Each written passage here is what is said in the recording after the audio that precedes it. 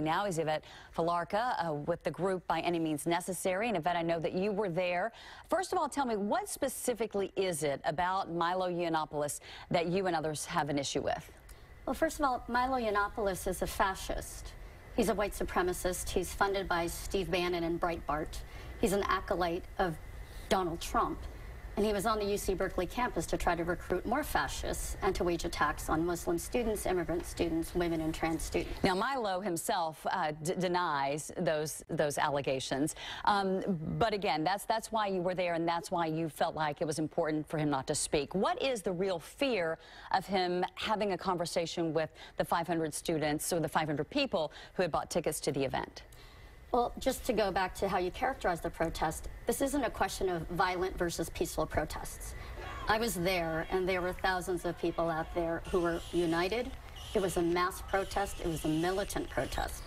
And everyone was there to shut him down. And so whatever it was going to take to do that, we were all there with a united cause, and we were stunningly successful. But why not be peaceful about it? Why not, you know, chant and hold your signs and things? But when you take the barricades and you destroy the building and when you set fires, isn't that counterproductive?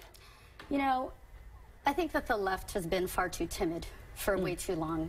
And it's why we've even gotten in this position where we even have someone like Donald Trump leading a fascist movement as the President of the United States.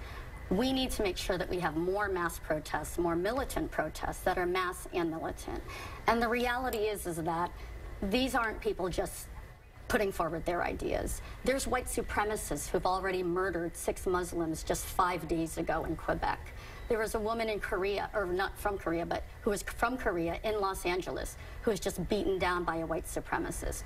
We have a right to defend ourselves, and not only a right, we have an obligation to do that, not just for each other, but for our communities too. Let's go back, though, to the speaker and the fact that he was going to be speaking to 500 people. And some say that because of what happened at the protest, this got national attention. He did national interviews. And so instead of his voice being heard by 500 people, now millions of people are online Googling Milo Yiannopoulos. So does that defeat a little bit of what you were trying to do?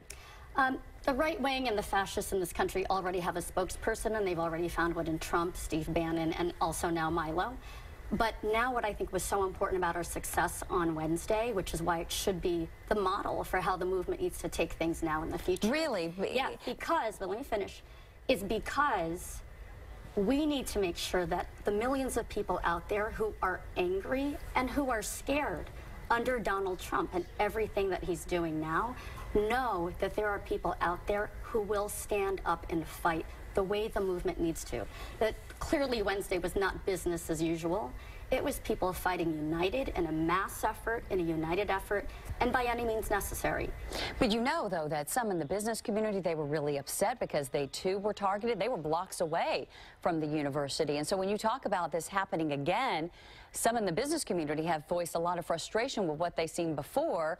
And now to anticipate even more of that, you can understand that frustration and that there is a lot of concern about what is happening at these protests. And that innocent people, those that may be with your cause, may actually be hurt as well.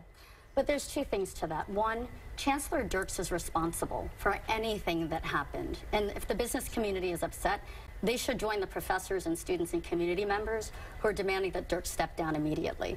Because he had a chance to cancel the event to make sure it didn't happen. There were hundreds of professors who demanded that for safety reasons. He didn't listen. 1. 2, a few broken windows is nothing compared to the lives that are at stake.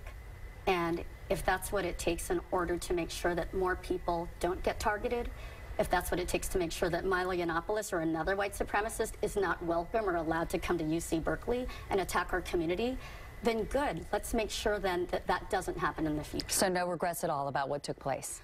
You know, what I think what we need to do is we've got to draw lessons from this in terms of how we can build and build even stronger, how we can make sure that we build the movement, and also that we continue to organize, because it's not spontaneous. This is about organizing and fighting by any means necessary. All right. Yvette, thank you so much for sharing your perspective on that. Ted, I'll send it over to you.